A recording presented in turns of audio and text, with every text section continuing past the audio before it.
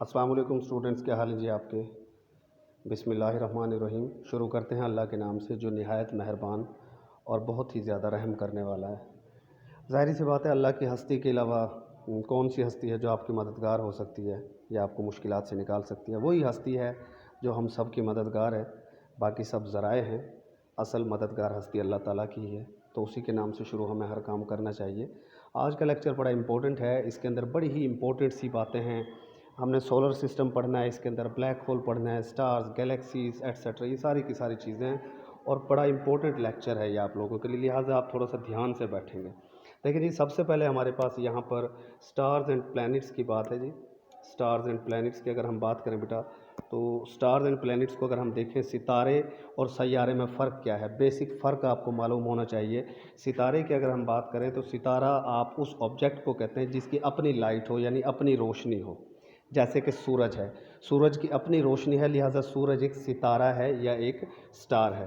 दूसरे नंबर पर अगर आप प्लैनेट की बात करें तो प्लैनेट आप उस ऑब्जेक्ट को कहेंगे जिसकी अपनी रोशनी ना हो।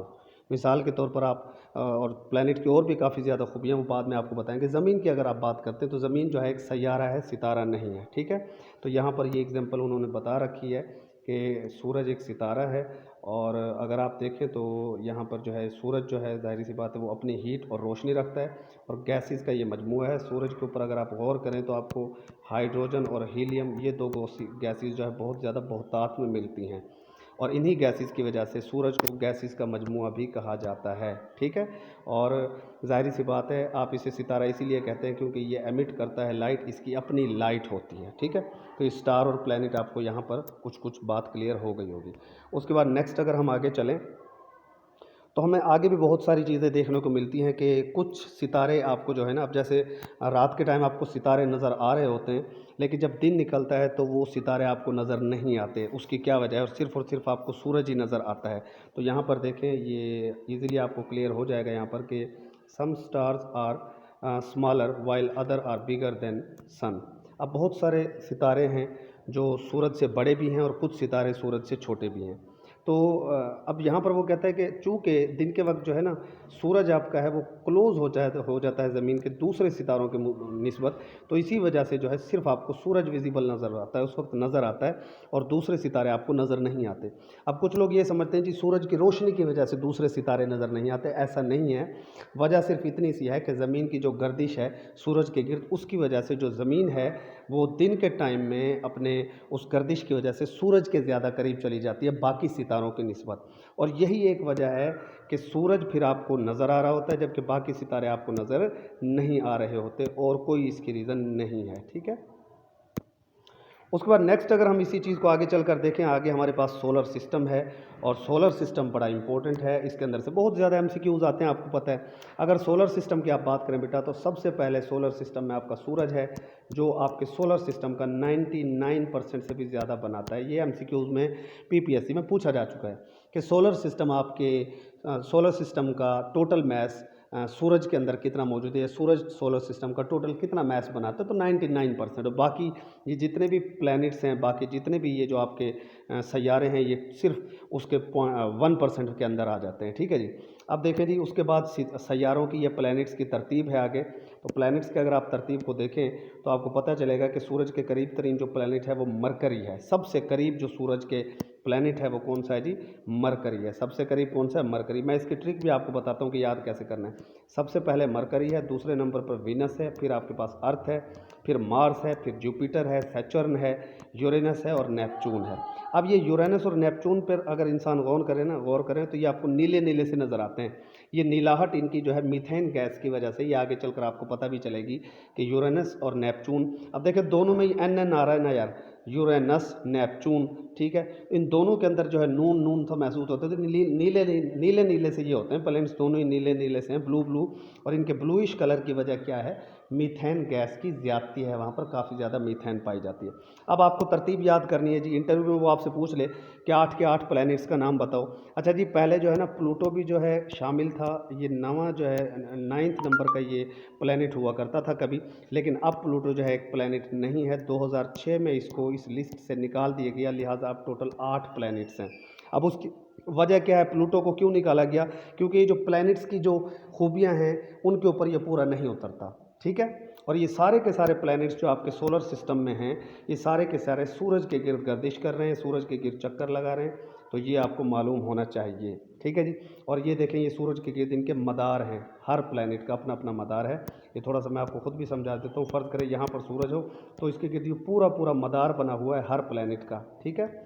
हर सैयारा अपने अपने मदार में घूम रहा है। अब जो सूरज के सबसे करीब है वो सबसे कम वक्त लेगा पूरा चक्कर करने में, और जो सूरज से सबसे दूर होगा, जाहिर सी बात है उसे सूरज के गिर्द चक्कर लगाने में टाइम भी ज़्यादा लगेगा।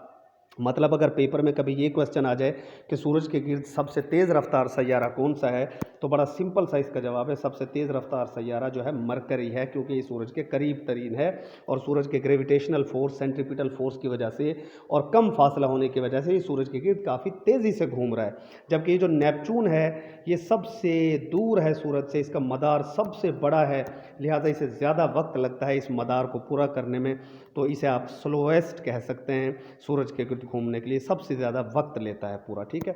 अब इनकी तरतीब याद रखनी है तो बड़ा सिंपल है यार। सबसे पहले एम है, उसके बाद वी है, फिर आपके पास अर्थ है, अर्थ के बाद आपका मार्स है, मार्स के बाद आपका जुपिटर है, जुपिटर के पास आपका सैटर्न है, फिर यूरेनस है और नेपच्यून। अब ये कोई इतना मुश्किल नहीं है यार। देखो एम को याद रखो, एम वेम साबुन भी होता है ये, एम वेम जे सन। अब आखिर वाला तो इजी याद हो जाता है ना, एम वेम जे सन, एम वेम जे सन। 8 से 10 दफ़ा आप इसको दिमाग में जब बोलोगे ना, ज़बान से बोलोगे इसको, एम वेम जे सन, एम वेम जे सन, एम वेम जे सन, ईजीली याद हो जाएगा, मैं उम्मीद करता हूँ आपसे, ठीक है। तो ये 8 प्लैनेट्स की तरतीब आपको याद होनी चाहिए, क्योंकि इसमें से एमसीक्यूज बनते हैं। उसके बाद नेक्स्ट अगर हम सूरज के ऊपर बात करें तो सूरज, जैसा कि मैं आपको बता चुका हूँ कि आपकी ज़मीन का 99%, सॉरी ज़मीन कह रहा हूँ, आपके सोलर सिस्टम का 99% आपका ये सूरज ही बनाता है। और सूरज की ज़ाहिर सी बात है ये हीट भी खारिज कर रहा है और लाइट भी कंटिन्यूसली खारिज कर रहा है, और ज़मीन के लिहाज से ये बहुत बड़ा है। अगर आप इसको ज़मीन से कंपेयर करें कि आपकी ज़मीन बड़ी है ये सूरज, तो ऑफ कोर्स सूरज आपकी ज़मीन से बहुत बड़ा है, सूरज आपकी ज़मीन से बहुत बड़ा है। अगर आप सिर्फ डायामीटर की बात कर लें तो इसका डायामीटर तकरीबन 1.4 मिलियन किलोमीटर है। 1.4 मिलियन किलोमीटर डायामीटर है सूरज का, 1.4 मिलियन किलोमीटर। और उसके बाद मज़ीद 1 मिनट रुकिए, अच्छा जी, 1.4 मिलियन किलोमीटर इसका डायमीटर है, और तकरीबन ये आपकी ज़मीन से 110 गुना बड़ा है। अब 110 गुना बड़ा है यार, 10 गुना नहीं, 110 गुना, 110 टाइम्स बिगर देन अर्थ। बड़ी ये हैरान कुन बात हो जाती है। और अगर आप सूरज के टेम्परेचर की बात करें तो सूरज का जो सरफेस, आउटर बाहर वाली सरफेस है, तकरीबन 55,000 सेंटीग्रेड है। देखें ना ये आपके पास सूरज है, ठीक है, ये बाहर वाली सरफेस है, ये बाहर वाली सरफेस। इस बाहर वाली सरफेस का टेम्परेचर है 55,000 सेंटीग्रेड, बाहर वाली सरफेस का। और उसके बाद वो कहता है जी सेंट्रल पार्ट यानी कि कोर, ये जो दरमियान वाला हिस्सा है ना, इसको कोर कहा जाता है। इसको सूरज का क्या कहते हैं? दरमियान वाले हिस्से को सूरज का क्या कहते हैं? कोर, यानी कि सेंट्रल पार्ट। इसका टेम्परेचर अब आप अंदाज़ा लगाएं, इस कोर का टेम्परेचर देखें, वो कह रहा है यहाँ पर तकरीबन आप ये देखें कि 1,50,00,000 सेंटीग्रेड, 1,50,00,000। ये 2 MCQs याद रखिएगा। सरफेस का टेम्परेचर है 55,000 डिग्री सेंटीग्रेड, और उसके कोर यानी सेंट्रल पॉइंट जो सूरज का मरकज़ है ना, भाई मरकज़ तो ज़्यादा ही गर्म होगा ना, 1,50,00,000 डिग्री सेंटीग्रेड, ठीक है जी। अब सूरज की अगर कंपोजिशन की बात करें, आप इसकी कंपोजिशन अगर आप देखते हैं सूरज की कि ये किस किस चीज़ से बना है, तो कंपोजिशन जब हम देखेंगे तो 75% इसके अंदर हाइड्रोजन है और 25% हीलियम है। मैं आपको पहले ही बता चुका हूँ कि हाइड्रोजन और हीलियम से मिलकर बना है आपका सूरज पूरा का पूरा। आपकी जो हाइड्रोजन है वो 75% है और हीलियम 25% है सूरज के अंदर, ठीक है जी। फिर इसके अंदर एक इम्पॉर्टेंट बात जो है ना सूरज के अंदर, वो ये है कि लगातार ये जो हाइड्रोजन है ये हीलियम में तब्दील हो रही है।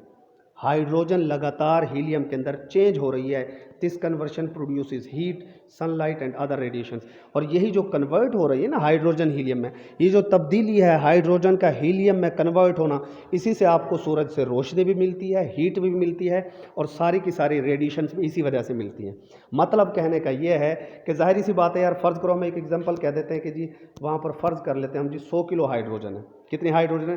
अब अच्छा, अब ये आजकल की ये फाइंडिंग है कि 75% हाइड्रोजन है और 25% हीलियम है, और ये हाइड्रोजन लगातार जो है हीलियम में तब्दील हो रही है। तो एक वक्त ऐसा भी आएगा आएगा कि 50% हाइड्रोजन रह जाएगी, 50% हीलियम रह जाएगी। फिर एक वक्त ऐसा भी आएगा कि हाइड्रोजन सारी की सारी तब्दील हो जाएगी हीलियम में। तब क्या होगा, आपके सूरज की डेथ हो जाएगी। This is called death of a star. मतलब सूरज की डेथ होने की वजह क्या होगी, उसकी सारी की सारी हाइड्रोजन हीलियम में कन्वर्ट हो जाएगी, और एक दिन ऐसा होने वाला है। आगे चलकर इसकी भी बात करेंगे इंशाल्लाह। मज़ेदार बातें हैं आज, ध्यान से सुनिएगा। उसके बाद अगर प्लैनेट्स की आप बात करें तो प्लैनेट्स मैं आपको पहले ही बता चुका हूँ 8 प्लैनेट्स के नाम। टोटल 8 प्लैनेट्स हैं और ये सूरज के गिर्द अपना चक्कर मुकम्मल करने के लिए मुख्तलिफ औकात लेते हैं। यहाँ पर एक टेबल मौजूद है यार, ये जो टेबल है ना, इसको आपने अच्छे तरीके से तैयार करना है। और इस टेबल में जो इंपॉर्टेंट चीज़ है ना, मोस्ट इंपॉर्टेंट चीज़ वो जनाब ये है आपका कि सूरज के गिर्द चक्कर लगाने में कितने दिन लगते हैं इसको। अब सूरज के गिर्द एक प्लैनेट को चक्कर लगाने में जितने दिन लगते हैं ना भाई, वही उसका साल का पीरियड होता है।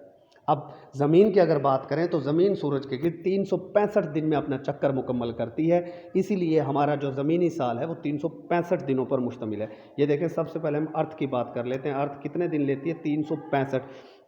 अच्छा, बाकी ये जो फालतू मालूमात हैं, पढ़ना चाहें तो पढ़ लीजिएगा, लेकिन मैं इन मालूमात को रिकमेंड नहीं करता। दिमाग को खपाने की ज़रूरत नहीं है, ये नहीं, ये चीज़ें याद करनी है आपने कि कितने दिन लेता है। मरकरी की बात करें तो सूरज के सबसे करीब है मरकरी, सिर्फ 87 दिन तकरीबन 88 दिन लेता है। ये 87.97 का मतलब है तकरीबन 88 दिन। पेपर्स में भी 88 का ऑप्शन ही होता है। तो मरकरी सिर्फ 88 दिन लेता है, यानी मरकरी का जो साल है वो 88 डेज़ पर मुश्तमिल है। वीनस की अगर बात करें जो दूसरे नंबर पर है, 224 दिन लेता है, और आप जैसे जैसे नीचे जाएंगे तो ये दिन बढ़ते जाएंगे। मार्स की अगर आप बात करेंगे, मरीख की, तो 686 दिन लेता है, 687 तकरीबन।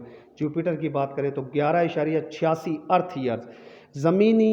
ज़मीन के 11.86 साल लगते हैं जुपिटर को अपना चक्कर पूरा करने में, और सैटर्न को ज़मीन के सालों के बराबर 29 साल लगते हैं एक चक्कर पूरा करने में।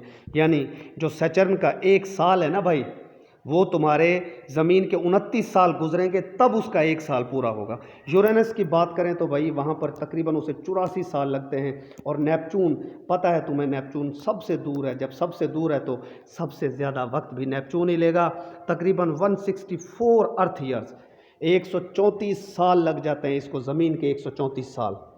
ठीक है जी। तो ये जो इनके डेज़ है ना भाई, ईयर वाले, ये आपने अच्छी तरह याद कर लेने, बड़े इंपॉर्टेंट हैं ये। तो अब यहाँ से क्या नतीजा निकला कि सबसे तेज़ कौन सा सैयारा दौड़ रहा है सूरज के गिर्द, सबसे ज़्यादा स्पीड किसकी है, तो ऑफ कोर्स सबसे ज़्यादा स्पीड किसकी है, मरकरी की है, क्योंकि ये सबसे ज़्यादा सूरज के करीब है। अब अच्छा, एक सवाल यहाँ पैदा होता है, मैं अगर आपसे पूछूं कि यार सबसे ज़्यादा गर्म और सबसे ज़्यादा चमकदार सितारा कौन सा होगा, तो बहुत सारे लोग कहेंगे कि सर चूँकि मरकरी जो है ये सूरज के बिल्कुल करीब पड़ा हुआ है, लिहाजा मरकरी ही सबसे गर्म होगा और मरकरी ही सबसे ज़्यादा रोशन सितारा भी होगा। लेकिन नहीं काके, ऐसा नहीं है। अब कुछ स्टूडेंट कहते हैं सर आप काका क्यों कह देते हैं, यार मैं 10-12 साल से टीचिंग कर रहा हूँ तो मेरे मुँह से निकल जाता है, ये माइंड ना क्या करें प्लीज़। स्टूडेंट होता है, चाहे आपसे उम्र में ज़्यादा ही क्यों ना हो, ठीक है। तो बीच में कुछ ना कुछ ऐसी बातें भी आ सकती हैं जो आपको हंसा भी सकती हैं और किसी को रुला भी सकती हैं, वो आपके ऊपर डिपेंड करता है। अच्छा, सूरज के करीब मरकरी है, लेकिन मरकरी सबसे गर्म नहीं है भाई। सबसे ज़्यादा चमकदार सितारा, सबसे ज़्यादा गर्म सितारा वो ये वीनस है। उसकी वजह क्या है मैं आगे चलकर बताता हूँ आपको, ठीक है। अच्छा, अब सबसे दूर सूरज से कौन है, सबसे दूर सूरज से ये नेपचून है, इसीलिए ये सबसे ज़्यादा साल लेता है सूरज के चक्कर लगाने में। ओके हो गया जी। तो ये 2-4 बातें थी जो आपको पता होना चाहिए। आगे जब हम चलते हैं बेटा, हमारे पास हमारे पास फिर आ जाता है जी मरकरी। अब वो एक एक करके सारी चीज़ें आपको पढ़ाएगा यहाँ पर, एक एक करके सारी चीज़ें आपको यहाँ पर क्लियर होंगी। देखें, अगर मरकरी की हम बात करें, Mercury is a planet closest to sun, सूरज के सबसे करीब वाला है। इसका कोई एटमॉस्फेयर नहीं है, कोई एटमॉस्फेयर नहीं है, कोई वाटर नहीं है। यार जो सूरज के बिल्कुल करीब पड़ा है, जल रहा है, उसका क्या एटमॉस्फेयर होगा और क्या जनाब उसके अंदर कोई पानी होगा। ये सबसे छोटा सैयारा है, स्मॉलेस्ट प्लैनेट है, सूरज के सबसे करीब है। और इसकी आउटर लेयर, इसकी सारी की सारी पथरीली ज़मीन है, इसके सारे पत्थर ही पत्थर हैं। और इन पत्थरों के नीचे ज़्यादातर इसके अंदर जो है आयरन मौजूद है। आयरन मतलब पत्थर और आयरन, स्टोन एंड आयरन पर मुश्तमिल है आपका मरकरी। तो कितनी बातें हो गई जी मरकरी के बारे में। सबसे छोटा सैयारा, कोई एटमॉस्फेयर नहीं है, कोई पानी नहीं है इसके ऊपर। और होगा भी कैसा यार, तुम्हें सूरज के करीब खड़ा करते हैं, देखते हैं तुम में क्या कुछ बचता है, कुछ भी नहीं बचेगा। उसने फिर भी अपने पत्थर और आयरन में वो सर्वाइव तो कर रहा है ना। अच्छा जी, उसके बाद दूसरे नंबर पर आपके पास आ जाता है वीनस। क्या आ जाता है? वीनस। अब वीनस की बात करें तो इसको अर्थ ट्विन भी कहा जाता है। वीनस को क्या कहा जाता है? अर्थ ट्विन, यानी कि ज़मीन का जुड़वां सैयारा। अब देखो जी, आप लोगों ने सुना होगा कि यार ज़मीन से मिलता जुलता तो सर मरीख का सुना है हमने, तो मरीख को कहना चाहिए अर्थ ट्विन, लेकिन नहीं भाई, अर्थ ट्विन जो है इसको कहा जाता है वीनस को। उसकी वजह क्या है कि इसका जो साइज़ है और इसका जो मैस है बिल्कुल तकरीबन ज़मीन जितना है। यानी जो वीनस है ना, इसका मैस और साइज तकरीबन ज़मीन जितना है, इसीलिए इसे अर्थ ट्विन कहा जाता है। क्या कहा जाता है जी? अर्थ ट्विन, यानी ज़मीन का जुड़वां सैयारा। उसके बाद अगर इसके एटमॉस्फेयर की बात करें तो इसके ऊपर ज़्यादातर जनाब कार्बन डाइऑक्साइड मौजूद है, और ये कार्बन डाइऑक्साइड की वजह से जो इसके ऊपर ग्रीन हाउस इफ़ेक्ट होता है उसकी वजह से ये मरकरी से ज़्यादा गर्म है। मैंने पीछे आपको बताया था कि सूरज के सबसे करीब जो है मरकरी है, लेकिन सबसे गर्म वीनस है। वीनस की नस नस में गर्मी भरी हुई है। अगर भूल जाना है ना तो याद रखने के लिए निशानी बता रहा हूँ कि वीनस की नस नस में क्या भरी हुई है? गर्मी भरी हुई है। ठीक है जी, हंस सकते हैं जी अगर आप हंसना चाहें तो। वीनस की नस नस में गर्मी क्यों है? क्योंकि भाई इसके ऊपर ग्रीन हाउस इफेक्ट है, और ग्रीन हाउस इफेक्ट मैं आपको बता चुका हूँ। कार्बन डाइऑक्साइड इसके ऊपर बहुत ज़्यादा, कार्बन डाइऑक्साइड मेजर फैक्टर है ग्रीन हाउस इफेक्ट का। अब जब major factor greenhouse effect का कार्बन डाइऑक्साइड है और वो मौजूद है वीनस के ऊपर, तो उसकी नस नस में गर्मी तो भरनी है, और वो इतना गर्म है कि मरकरी को भी पीछे छोड़ देता है, जो सूरज के करीब तरीन है। ठीक है, लेकिन दूसरा गर्म तरीन सैयारा अगर आप कहेंगे तो वो मरकरी ही होगा। पहले नंबर पर कौन सा है जी? वीनस है, गर्मी के लिहाज से। उसके बाद नेक्स्ट चलते हैं जी। अच्छा, यहाँ पर ना वीनस के मुतालिक कुछ मालूमात भी दी गई हैं कि वीनस एक प्लैनेट है, लेकिन फिर भी हम इसे जो है मॉर्निंग स्टार या इवनिंग स्टार भी कहते हैं, क्योंकि सुबह के टाइम भी ये सैयारा नज़र आ रहा होता है चमकता हुआ, और शाम के टाइम भी ये सैयारा चमकता हुआ नज़र आ रहा होता है। उसकी वजह यही है कि this is because the sunlight makes it shine brightly just before sunrise in morning and just after sunset in evening. सूरज की रोशनी की वजह से ये सुबह और शाम में चमकता है, इसीलिए इसे morning star and evening star भी कहा जाता है। वीनस को क्या कहते हैं जी? Morning star and evening star. गर्मी भी इसी के अंदर है और सितारा भी यही है। ठीक है जी। उसके बाद नेक्स्ट हमारा अपना सैयारा है जी ज़मीन। ज़मीन यार मैं नहीं पढ़ा रहा, ये तुम खुद पढ़ना इसको कि ज़मीन क्या है, इसका तो तुम्हें खुद मालूम होना चाहिए। ठीक है जी। ज़मीन के बाद नेक्स्ट अगर हम सैयारा पढ़ते हैं तो नेक्स्ट हमारे पास आ जाता है मरीख, मार्स, जिसके ऊपर साइंटिस्ट जनाब बड़ी कोशिश कर रहे हैं कि जी ज़िंदगी होगी। मार्स को रेड प्लैनेट भी कहा जाता है, और इसको रेड प्लैनेट कहने की वजह क्या है कि इसका कलर जो है रेडिश है, लाल लाल सा सैयारा है मरीख। साइंसदानों ने तजर्बे कर करके लाल कर दिया इसको भाई, कह रहे हैं जी नहीं, ज़िंदगी इसके ऊपर हम ढूंढ के रहेंगे। उसके बाद इसके कलर की अगर असल वजह कहें कि ये लाल क्यों है, सुर्ख क्यों है, तो आयरन रिच डस्ट है। आयरन की जो मिट्टी है, डस्ट है ना, आयरन रिच डस्ट, यानी लोहे पर मुश्तमिल डस्ट आप कह सकते हो। आयरन रिच डस्ट जो है इसको रेड रेड सा बना देती है। इसका कलर जो रेडिश है वो किस वजह से है?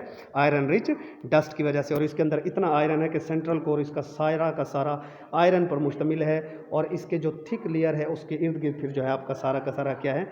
पत्थरों वाली लेयर है। और कुछ ऐसी ही खसूसियात ज़मीन की हैं, ये भी मैं आपको बता दूं। ज़मीन की खसूसियात भी तकरीबन वैसे यही हैं। ज़मीन की अगर बात करें आप तो उसका जो सेंट्रल पार्ट है वो आयरन कोर पर होता है, और जो आपका ज़ाहिर बात ज़मीन का मैग्नेटिक फील्ड भी पैदा करता है ये, और इसकी सराउंडिंग में सारी की सारी मोल्टन रॉक्स मौजूद हैं, जो मेंटल, इसका मेंटल वाला हिस्सा बनाती हैं। सेंट्रल पार्ट कोर है, और सराउंडिंग में जो मोल्टन रॉक्स हैं वो उसका मेंटल बनाती हैं बहरहाल। ठीक है, इसी तरह कुछ मरीख के अंदर भी है कि मरीख की अगर आप बात करें तो मरीख के मरकज़ में सारा का सारा आपका आयरन आ जाता है, मरीख के आयरन में मरकज़ में, और इसके जो इर्द गिर्द है ये सारे के सारे आपके क्या आ जाते हैं? इर्द गिर्द रॉक्स आ जाते हैं। क्या आ जाते हैं जी? सारे के सारे रॉक्स आ जाते हैं। तो यहाँ से कुछ सिमिलैरिटीज़ इसकी हैं। उसके बाद अगर बात करें, मार्स हैज़ वाटर, मरीख के ऊपर पानी मौजूद है जी, ये खुशखबरी है, but it is locked up in ice, बर्फ़ की शक्ल में मौजूद है, आइस शीट्स की शक्ल में मौजूद है। साइंटिस्ट कहते हैं कि कई मिलियन साल पहले शायद यहाँ पर भी ज़मीन की तरह माहौल या क्लाइमेट मौजूद था। ये साइंटिस्ट्स कहते हैं, अब अल्लाह बेहतर जानता है मौजूद था या नहीं था। उसके बाद नेक्स्ट अगर हम देखें यहाँ पर तो नेक्स्ट हमारे पास आ जाता है जी जुपिटर। जुपिटर जनाब, ये किसी बुज़ुर्ग से पूछो ना जी कि आपका सबसे बड़ा बेटा कौन सा था, वो कहता है जी ए पुत्र मेरा सब तो बड़ा हैगा जी। तो भाई जुपिटर जो है ना साइज़ में सबसे बड़ा है। जुपिटर जिस बंदे का भी पुत्र है ना, ये जो पुत्र है ना भाई, ये पुत्र सबसे बड़ा है, पुत्र सबसे बड़ा है। ये वैसे ही हंसाने के लिए नहीं कह रहा, ये निशानी बताइए कि सबसे बड़ा कौन सा है जी? पुत्र सबसे बड़ा है। मेरा पुत्र सबसे बड़ा है, जुपिटर सबसे बड़ा है साइज में, और मरकरी तो मरा सा था, छोटा सा, वो सबसे छोटा था। मरकरी स्मॉलेस्ट है, मरा सा, और जुपिटर जो है सबसे बड़ा पुत्र है जी मेरा। ठीक है जी। तो जुपिटर आपको याद रखना चाहिए कि लार्जेस्ट प्लैनेट है सोलर सिस्टम का, और ये एक गैसियस प्लैनेट है। इससे पहले सारे रॉकी प्लैनेट्स थे। अब ये भी जहन में रखिए, पीछे जो हमने जितने भी सैयारे पढ़े, पीछे ये जो हमने पढ़े हैं पीछे सैयारे, आपके पास मरकरी था, वीनस था, उसके पास अर्थ था, मार्स था, ये सारे के सारे रॉकी प्लैनेट्स थे। मतलब टोटल रॉकी प्लैनेट्स कितने हो गए? रॉकी प्लैनेट्स को आपसे पूछ ले यार, रॉकी प्लैनेट्स कितने हैं जिनके ऊपर सारे के सारे रॉक से पत्थर है, तो वो कितने हैं? 4 हैं। उसके आगे जो बकिया 4 हैं वो गैसियस प्लैनेट्स हैं। बकिया 4 कितने? गैसियस प्लैनेट्स हैं, वो सारे के सारे गैसेस से मिलकर बने। आज नहीं, नेक्स्ट चलते हैं, जुपिटर को देख लेते हैं। जैसा कि मैंने आपको बताया कि जुपिटर जो है लार्जेस्ट प्लैनेट है सोलर सिस्टम का, और अगर मजीद इसको देखें तो ये गैसेस का प्लैनेट है। ज़्यादातर इसके ऊपर जो गैसेस हैं वो हाइड्रोजन और हीलियम ही हैं। इसकी कोई रियल सरफेस नहीं है। कहाँ से रियल सरफेस होगी? गैस की भी कभी कोई रियल सरफेस होती है भला? तो जनाब the gaseous clouds create weather including storms, लेकिन जो गैस के यहाँ पर बादल हैं वो जनाब वहाँ पर तूफ़ान लेकर आते हैं, और स्टॉर्म्स भी वहाँ पर आते हैं बड़े बड़े। मतलब जुपिटर पर भी सूरज की तरह सबसे ज़्यादा क्या है? हाइड्रोजन और हीलियम है, क्योंकि जुपिटर भी सूरज की तरह हाइड्रोजन और हीलियम का मजमुआ है, और ये गैसियस प्लैनेट है। ठीक है जी। उसके बाद नेक्स्ट चलते हैं जी। नेक्स्ट अगर जुपिटर के बाद जनाब सैटर्न की बात करें, तो सैटर्न ये दूसरा सन है जी हमारा। सन से मुराद यार यहाँ बेटे वाला सन कह रहा हूँ, सेकंड लार्जेस्ट प्लैनेट है। जुपिटर के फ़ौरन बाद आता है और सेकंड लार्जेस्ट है। मतलब पेपर से पूछा जा सकता है ना कि दूसरा सबसे बड़ा सैयारा कौन सा है जी? सैटर्न आपका सेकंड लार्जेस्ट प्लैनेट है सोलर सिस्टम का, और जुपिटर की तरह इसका भी ज़्यादातर हिस्सा हाइड्रोजन और हीलियम पर ही मुश्तमिल है। ज़्यादातर हिस्सा कितना मुश्तमिल है? किस पर मुश्तमिल है जी? हाइड्रोजन और हीलियम पर ही मुश्तमिल है। अच्छा, उसके बाद ना इसके गिर्द आपको ये रिंग्स भी नज़र आ रहे होंगे। ये जो रिंग्स हैं आपके पास, Saturn is encircled by thin rings consisting of billions of snowballs. ये बर्फ़ की बनी हुई गेंदें हैं जो इसके गिर्द घूम रही हैं। बर्फ़ानी छोटे छोटे से गोले बर्फ़ के बने हुए स्टॉर्म की शक्ल में इसके गिर्द घूम रहे हैं। पीछे आपको जुपिटर का भी बताया ना कैसे उसके ऊपर स्टॉर्म आते हैं इन गैसेस की वजह से। तो ये सैटर्न के ऊपर जब तूफ़ान आते हैं तो इसके इर्द गिर्द जो है स्नोबॉल्स का एक तूफ़ान सा बन जाता है, जो रिंग की शक्ल इख्तियार कर लेता है, जो इसके गिर्द घूमता है। और जनाब इन रिंग्स की अगर बात करें तो इन रिंग्स का उसने बताया है कि ये जनाब इनका डायमीटर भी आपको शो कर दिया गया है, और टेलीस्कोप से जब इसको देखें तो बड़ी ही खूबसूरत समा ये देता है, बड़ा प्यारा लगता है ये वाला प्लैनेट। अच्छा जी, अब यहाँ थोड़ा सा एक बात पर ध्यान दें कि 1 मिनट रुकिएगा थोड़ा सा। अब आप जुपिटर और सैटर्न पर जब आप ध्यान देते हैं तो दोनों के अंदर क्या थी? हाइड्रोजन और हीलियम थी, ये 2 गैसेस थी। लेकिन आगे बेटा जो 2 प्लैनेट्स आपके पास आएंगे, निचले 2, उनमें एक चीज़ एक्स्ट्रा होगी। वो क्या चीज़ एक्स्ट्रा होगी? मीथेन एक्स्ट्रा होगी उनके अंदर, और उसी मीथेन की वजह से उनका कलर जो है नीला होगा। ये बात ध्यान में रखिए। जुपिटर और सैटर्न में क्या था? हाइड्रोजन और हीलियम, और आगे जो दो सैयारे आएंगे, प्लैनेट्स आएंगे, उनके अंदर मीथेन फालतू होगी, और उसी मीथेन की वजह से इन दोनों प्लैनेट्स का जो कलर है, यूरेनस और नेपच्यून, इन दोनों का कलर क्या है जनाब? नीला नीला सा है। ठीक है। लेकिन अब वही सिर्फ और सिर्फ एक फ़र्क किसका? इसका मीथेन का फ़र्क है। मीथेन की वजह से नीला नज़र आता है। यही बात इसके अंदर भी उसने कह रखी है। बाकी सारी चीज़ें और सारी बातें इनकी भी तकरीबन वही हैं जो पीछे जुपिटर और उसकी थी, सैटर्न की थी। ठीक है जी। तो उम्मीद है यहाँ तक आपको बातें समझ आ गई। आज भाई वीडियो पूरी देख लीजिए, मज़ा आएगा आपको इंशाल्लाह, चीज़ें फ़ायदा देने वाली हैं आपको। अच्छा जी, अर्थ के रेवोल्यूशन की अगर बात करें, अभी ये लास्ट CSS का जो MPT MCQs पार्लियामेंट्री जो टेस्ट था वो हुआ था, MPT, तो उसके अंदर भी ये आया था कि ज़मीन की जो रेवोल्यूशन है सूरज के गिर्द वो किस सिमत में होती है। भाई ये अगर आपका सूरज है ना, तो आपकी ज़मीन जो है सूरज के गिर्द इस तरह घूमती है, यानी कि एंटी क्लॉकवाइज, घड़ी की मुखालिफ सिमत में घूमती है। ज़मीन किस तरफ घूमती है? ज़मीन की सूरज की मुखालिफ सिमत में, around the sun with the speed. ये इसकी स्पीड भी है जी, इतने किलोमीटर पर आवर है। इस सूरज का, चाँद का डायमीटर दे रखा है 3476 किलोमीटर चाँद का डायमीटर है। और चाँद क्या है जी? ज़मीन का नेचुरल सैटेलाइट है चाँद। ठीक है भाई। उसके बाद जी आगे चलते हैं। भाई इंसान थक तो जाता है यार पढ़ाता पढ़ाता, टीचिंग कोई आसान चीज़ नहीं है, कंटिन्यूसली आपको बोलना पड़ता है तो काफ़ी ज़्यादा मुश्किल होती है बहरहाल, लेकिन जी ड्यूटी है मेरी, करना है मुझे ये। ये एक्टिविटी है, आप खुद से देख लीजिएगा। उसके बाद जनाब आपसे पेपर में पूछा जा सकता है कि कितने सैयारे हैं जिन्हें आप बग़ैर टेलीस्कोप के देख सकते हो, विदाउट टेलीस्कोप। तो यहाँ पर वो कह रहा है कि वीनस को, मार्स को, जुपिटर को और सैटर्न को, इनको आप बग़ैर टेलीस्कोप के देख सकते हो। वैसे अगर आप MCQs की वेबसाइट पर, ये टोटल 4 सैयारे हैं जिन्हें आप बिना टेलीस्कोप के नंगी आँख से भी आप देख सकते हैं। लेकिन आप अगर बात करोगे मुख्तलिफ़ वेबसाइट्स पर, तो वहाँ पर आपको इसका जवाब 5 मिलेगा। क्यों इसका जवाब 5 है, ये मेरा आपसे सवाल है कि जनाब इसके अंदर एक और कौन सा सैयारा है जिसे नेकेड आई से या नंगी आँख से आप देख सकते हैं और कभी कभी नहीं भी देख सकते। तो कुछ जगह पर आपको 4 मिलेगा इसका जवाब, कुछ जगह पर 5, लेकिन 5 इसका ज़्यादातर करेक्ट आंसर माना जाता है। अब 5वां सैयारा कौन सा है जिसे आप बिना टेलीस्कोप के देख सकते हैं, ये आप मुझे डिस्कशन फोरम पर बताएंगे, ठीक है जी। उसके बाद जी सैटेलाइट्स की बात कर लेते हैं, नेचुरल सैटेलाइट्स। भाई सूरज के गिर्द भी ज़मीन के गिर्द जो है कुछ सैयारे अपना सैटेलाइट्स घूम रहे हैं जो अल्लाह ताला ने घुमा रखे हैं। जैसे कि चांद है, चांद ज़मीन के गिर्द खुद ही घूम रहा है, इसलिए चांद ज़मीन का क्या है, नेचुरल सैटेलाइट है। और कुछ सैटेलाइट साइंसदानों ने भेज रखे हैं। अब ये ज़मीन है ना जी, ज़मीन के गिर्द, अब ज़मीन खुद तो घूम रही है सूरज के गिर्द, और ज़मीन के गिर्द कौन घूम रहा है, चांद घूम रहा है। लिहाजा चांद क्या है, ज़मीन का कुदरती सैटेलाइट है, नेचुरल सैटेलाइट है। इसी तरह बहुत सारे सैटेलाइट्स साइंटिस्ट्स ने भी भेजे हैं जो ज़मीन के गिर्द घूमते हैं, वो आर्टिफिशियल सैटेलाइट्स कहलवाते हैं या कहलाते हैं, ठीक है जी। उसके बाद अगर आपसे सवाल पूछ लिया जाए कि जी ज़मीन के कितने सैटेलाइट्स हैं, ये जो ज़मीन के सैटेलाइट्स हैं उन्हें हम उर्फ़ आम में चांद कहते हैं, जिनको सैटेलाइट कहते हैं साइंसदान। अब ज़मीन के चांद कितने हैं, ज़मीन का एक ही चांद है। लेकिन अगर मरीख़ की बात की जाए तो मरीख़ के 2 चांद हैं। मरीख़ के कितने चांद हैं जी, 2 चांद हैं। मरीख़ के टोटल 2 सैटेलाइट्स हैं और ये पेपर्स में कई बार पूछा जा चुका है। अब मेरा डिस्कशन फोरम पर आप लोगों से सवाल ये है कि मरीख़ के बाद जो बाकी जो सैयारे हैं ना, जितने भी सैयारे हैं, जो ज़मीन के और मरीख़ के, तो मैंने आपको बता दिया कि ज़मीन का एक सैयारा है और मरीख़ के 2 सैयारे हैं या 2 चांद हैं। बाकी जो सैयारे हैं उनके कितने चांद हैं, ये आपसे सवाल है। डिस्कशन फोरम पर आपने लिस्ट शेयर करनी है। और सबसे ज़्यादा चांद किस सैयारे के हैं, सबसे ज़्यादा चांद किस सैयारे के हैं, ये आपने बताना है। और क्या कोई ऐसा सैयारा भी है जिसका कोई चांद नहीं है, ये भी आप लोगों ने बताना है। और ऐसा सैयारा कौन सा हो सकता है जिसका कोई चांद नहीं है।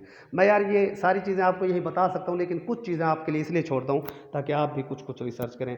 उसके बाद यार ये बड़ा इंपॉर्टेंट एक नोट है, इसको आपने लाजमी पढ़ना है। मैं रिक्वेस्ट करूँगा आपसे और आपको नसीहत करूँगा कि इसको ज़रूर पढ़ें। Scientists have launched several artificial satellites into the space. मैंने कहा ना, चांद को तो खुदा ने ज़मीन के गिर्द घुमा रखा है, कुछ सैटेलाइट्स वो हैं जिनको साइंसदानों ने भेजा है, इनको आर्टिफिशियल सैटेलाइट्स कहते हैं। और सबसे पहले जो आर्टिफिशियल सैटेलाइट ज़मीन के गिर्द घुमाया है, ज़मीन के गिर्द भेजा, वो 4 अक्टूबर 1957 को भेजा गया था। रशिया ने भेजा था और इसका नाम था Sputnik 1। Sputnik 1। Since then thousands of satellites have been launched into the space for different purposes. उसके बाद बहुत सारे सैयारे सैटेलाइट्स के गिर्द सैटेलाइट्स जो है भेजे गए ज़मीन के गिर्द घूमने के लिए। मतलब पहला जो था वो स्पुतनिक 1 था, रशिया ने भेजा था 4 अक्टूबर 1957 को। कई बार PPSC FPSC में पूछा जा चुका है। ये सारी बातें जो आपको बता रहा हूँ इनको अच्छी तरीके से कर लीजिएगा। उसके बाद जनाब ये एक्टिविटी वगैरह आप खुद देख लीजिएगा। अब यहाँ पर एक जियो स्टेशनरी सैटेलाइट और पोलर सैटेलाइट्स की उन्होंने बात की है कि जियो स्टेशनरी सैटेलाइट और पोलर सैटेलाइट जो ज़मीन के गिर्द हैं, जो साइंसदानों ने भेजे, इनका काम क्या है जी। तो इनका काम क्या है, वेदर आपको बताते हैं, नेविगेशन करते हैं, कम्युनिकेशन आप कर सकते हो, घर बैठे आप अपना जनाब टीवी पे मैच देख लेते हो। तो ये काफ़ी ये इसको आप खुद से पढ़ लीजिएगा, इसमें कोई ख़ास MCQs तो नहीं है बहरहाल, लेकिन इसको पढ़ लीजिएगा कि ये क्या चीज़ है। उसके बाद जनाब की पॉइंट्स का मैं आपको कहूँगा कि की पॉइंट्स को एक बार ज़रूर रीड कर लिया करें, इनमें आपको काफ़ी सारी चीज़ें मिल जाती हैं पढ़ने वाली जो आपको फ़ायदा दे सकती हैं, ठीक है जी। उसके बाद जनाब MCQs और फिल इन दी ब्लैंक्स, ये जनाब आपके ज़िम्मे है। मैं बता दूंगा कि किस स्टूडेंट ने कौन से MCQs करने हैं, वो आपको डिस्कशन फोरम पर बता दिया जाएगा। उसके बाद आ जाती है जी इन्वेस्टिगेटिंग द स्पेस। अब हम स्पेस का सफ़र मज़ीद आगे बढ़ाते हैं और आपको बताते हैं जी कौन कौन सी चीज़ें इसके अंदर बड़ी काम की हैं आपके लिए और कौन कौन सी चीज़ें बेकार हैं। बहरहाल कायनात की शुरुआत की अगर बात की जाए तो मुख्तलिफ़ थ्योरीज़ हैं कायनात की शुरुआत के बारे में। कायनात की शुरुआत अगर इस्लाम की रूह से देखा जाए तो कुछ और है, लेकिन साइंटिस्ट जो बातें करते हैं वो कुछ और बातें करते हैं। बहरहाल हम चूँकि साइंस पढ़ रहे हैं, लिहाजा हमें साइंस को ही मद्देनज़र रख कर आपको जवाब देना है। तो सबसे पहले जो कायनात की शुरुआत है साइंटिस्ट के मुताबिक वो किससे हुई थी जी, बिल्कुल आप लोगों को अच्छी तरह मालूम है, वो बिग बैंग थ्योरी उसकी शुरुआत है। बिग बैंग के मुतालिक आपको बताते हैं, लेकिन उससे पहले आपको ये बताते चलें कि कायनात के बारे में साइंटिस्ट्स ये कहते हैं कि कायनात रुकी हुई नहीं है बल्कि फैल रही है, एक्सपेंड हो रही है। कायनात क्या हो रही है जी? साइंटिस्ट कहते हैं कायनात क्या हो रही है? एक्सपेंड हो रही है। साइंटिस्ट्स का मानना है और साइंसदान कह रहे हैं कि तकरीबन जो है ना, ये स्टार्स के नीचे तादाद भी आएगी जो बहुत बड़ी तादाद है। आप नीचे उसको पढ़ लीजिएगा खुद से। बिग बैंग थ्योरी असल हमारा पर्पज़ है जो आपको मैंने पढ़ाना है कि what is big bang theory. अब साइंटिस्ट कहते हैं कि तकरीबन 10 से 20 बिलियन साल पहले, 10 से 20 बिलियन साल पहले यूनिवर्स की अगर बात करें तो ये एक आग का गोला थी और एक आग के गोले के अंदर पूरी की पूरी कायनात उसके मरकज़ में फंसी हुई थी। ये साइंटिस्ट्स का मानना है कि जनाब एक आग के गोले में पूरी कायनात फंसी हुई है। उसके बाद साइंटिस्ट कहते हैं जनाब कुदरत की तरफ से एक धमाका हुआ। कुदरत की तरफ से क्या हुआ जी?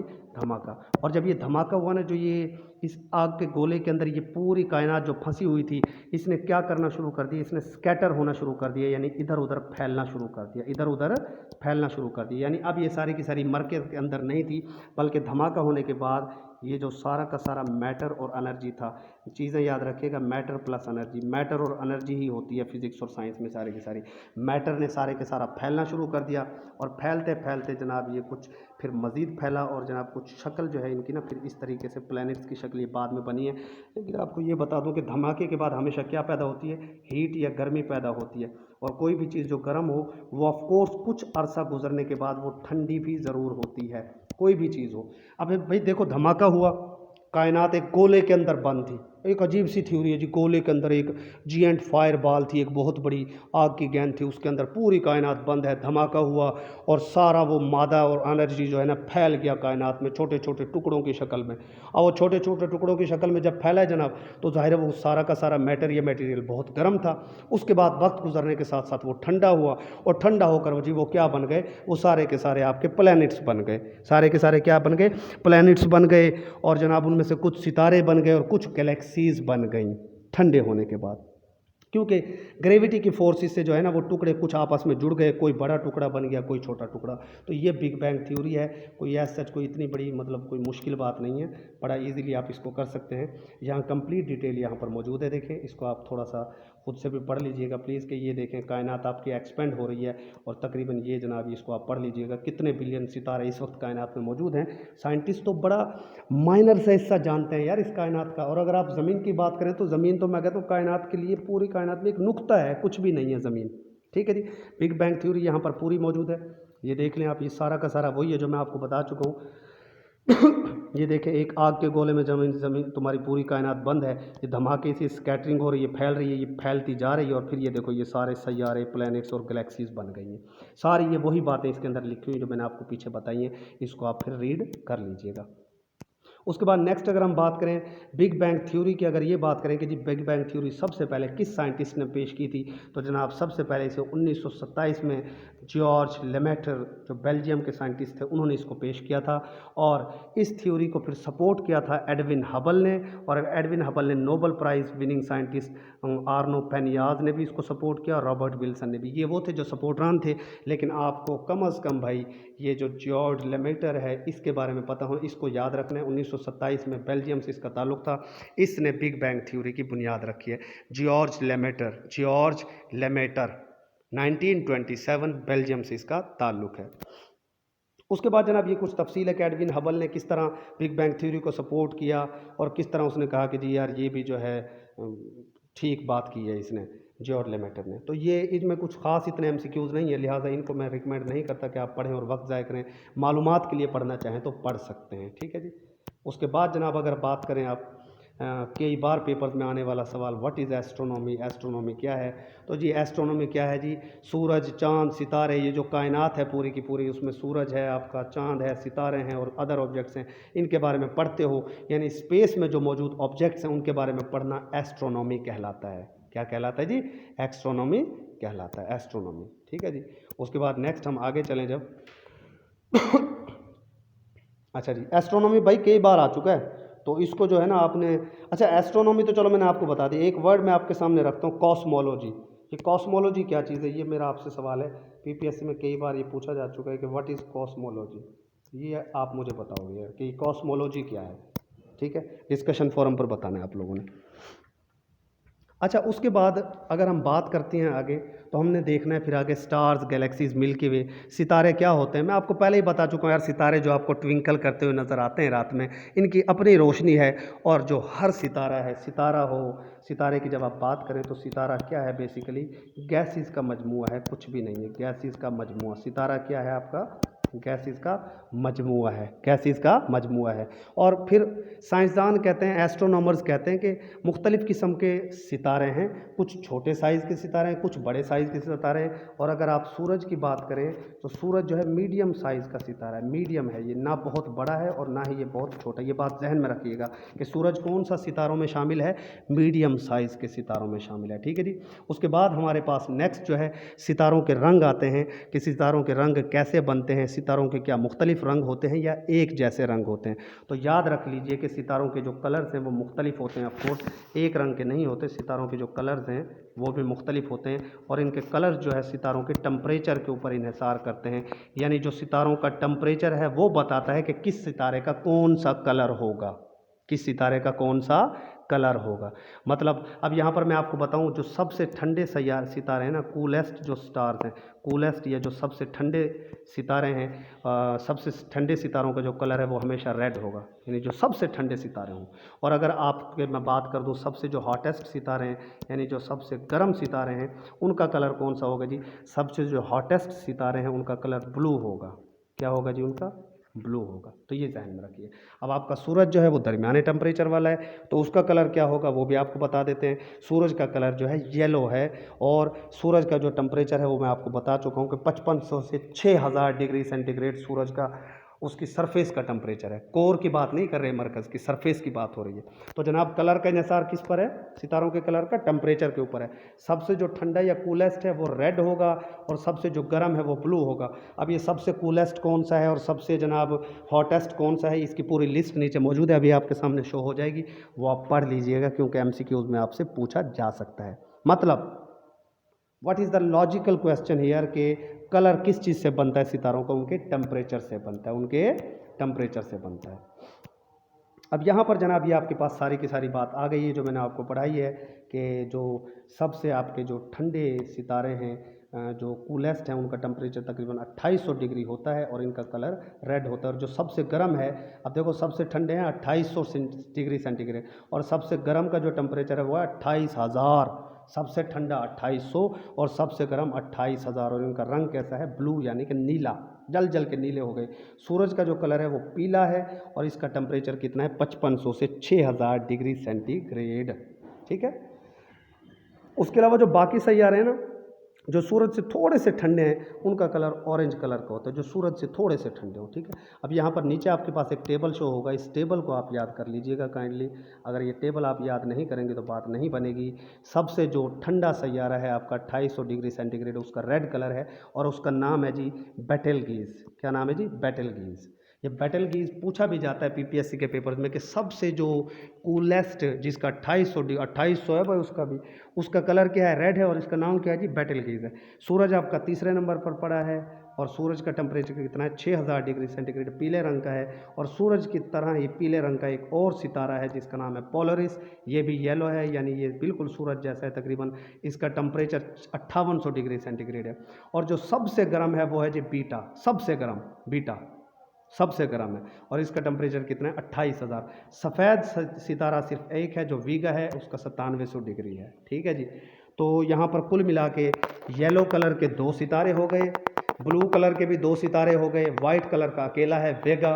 और बहरहाल आपने ना कम से कम यार ये 2-3 ज़रूर याद रखना है। एक तो ये बेटेलगेज को ज़रूर याद रखना है, रेड है ये और रेड स्टार है, और एक बीटा को याद रखना है, ये ब्लू स्टार है, क्योंकि ये जो है सबसे ठंडा है और ये जो है सबसे गर्म है।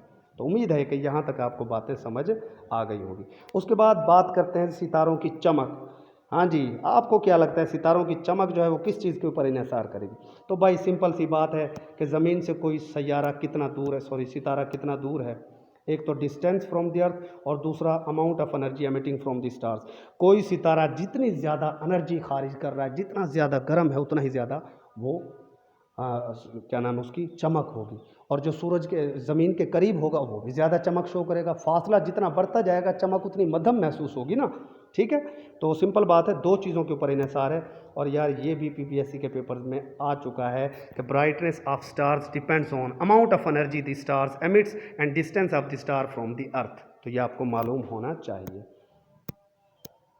उसके बाद जी नेक्स्ट अगर हम चलें आगे, आगे हमारे पास स्टार डिस्टेंसेस के सूरज के जो सितारों के जो फासले हैं उनकी पैमाइश किस चीज़ में की जाती है।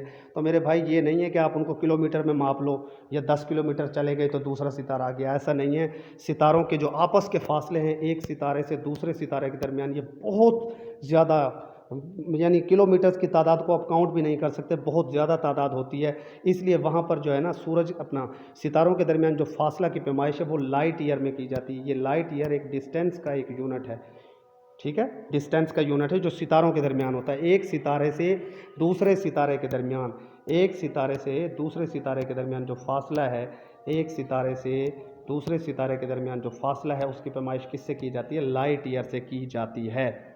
लिहाजा आप कह सकते हैं कि light year is a unit of distance in universe. कायनात के अंदर जो फासले हैं उनको लाइट ईयर से मापा जाता है। और आपको ये भी बता दें जी, एक लाइट ईयर की अगर आप बात करें तो एक लाइट ईयर वो फासला है जो आपके सूरज की रोशनी एक साल में कवर करती है। अब आप ये देख लो, सूरज की रोशनी को ज़मीन तक पहुंचने में तकरीबन 8 मिनट लगते हैं, तकरीबन 8 मिनट। लेकिन अगर यही सूरज की रोशनी एक साल तक सूरज की रोशनी सफ़र करती रहे तो जो फासला बनेगा वो फासला आपका क्या कहलाएगा? एक लाइट ईयर कहलाएगा। तो अब आप अंदाज़ा लगा सकते हैं कि 1 लाइट ईयर कितना किलोमीटर होगा। ये जो किलोमीटर कितना किलोमीटर है ये आप बताएंगे डिस्कशन फोरम पर कि एक लाइट ईयर में कितने किलोमीटर्स होते हैं, पेपर में पूछा जा सकता है, ठीक है जी। एक साल में जो सूरज की रोशनी फासला तय करती है वो 1 लाइट ईयर कहलाता है, ठीक है भाई। उसके बाद भाई अगर हम बात करें नेक्स्ट के सूरज हमारा जो the sun is our closest star, सूरज हमारा सबसे करीब तरीन सितारा है जिसकी रोशनी को हम तक पहुंचने में 8 मिनट लगते हैं, हमारी गैलेक्सी का हिस्सा है। उसके बाद नेक्स्ट जो क्लोजेस्ट सितारा है हमारा वो है जनाब स्टार प्रॉक्सिमा सेंचुरी, और इसकी रोशनी को हम तक पहुंचने में 4.2 लाइट ईयर्स लगते हैं, 4.2 light years. We can also say that light of this star will take 4.2 years to reach earth. अब आप ये देखो कि अब इसको थोड़ा सा ना समझो, यहाँ पे मैं इसको 1 मिनट यहाँ पर समझा देता हूँ। देखो ये हमारी ज़मीन है, हमारे करीब तरीन जो सितारा है, स्टार जो हमारे सबसे करीब है वो सूरज है। सबसे करीब कौन सा है? सूरज। और सूरज की रोशनी में हम तक पहुंचने में कितना टाइम लग रहा है? 8 मिनट लग रहे हैं। कितना टाइम लग रहा है? 8 मिनट। और सूरज के बाद जो अगला सितारा जो सबसे करीब है ना ज़मीन के, वो कौन सा है? प्रॉक्सिमा। कौन सा है वो? प्रॉक्सिमा। और वो कह रहा है कि जी प्रॉक्सिमा जो है इसकी रोशनी को ज़मीन तक पहुँचने में 4.2 लाइट ईयर लगेंगे। यानी कि आप ये समझ लो कि 4.2 साल लग जाएंगे। और 4.2 साल में जो फासला होगा वो 4.2 लाइट ईयर्स कहलाएगा। अगर आप टाइम की बात करें तो 4.2 साल, और अगर फासले की बात करें तो 4.2 रोशनी के साल, लाइट ईयर्स। अब देख लो, सूरज हमारे करीब तरीन 8 मिनट में पहुंच रही है, और वो सूरज से फिर कितना दूर है कि उसे ज़मीन तक पहुंचने में, उसकी रोशनी को ज़मीन तक पहुंचने में, प्रॉक्सिमा की रोशनी को 4.2 लाइट ईयर्स लग रहे हैं। इसका मतलब है बहुत बड़े बड़े फासले कायनात में अल्लाह ने रखे हुए हैं जिनका हम अंदाज़ा भी नहीं कर सकते। तो क्या औकात है जी हमारी।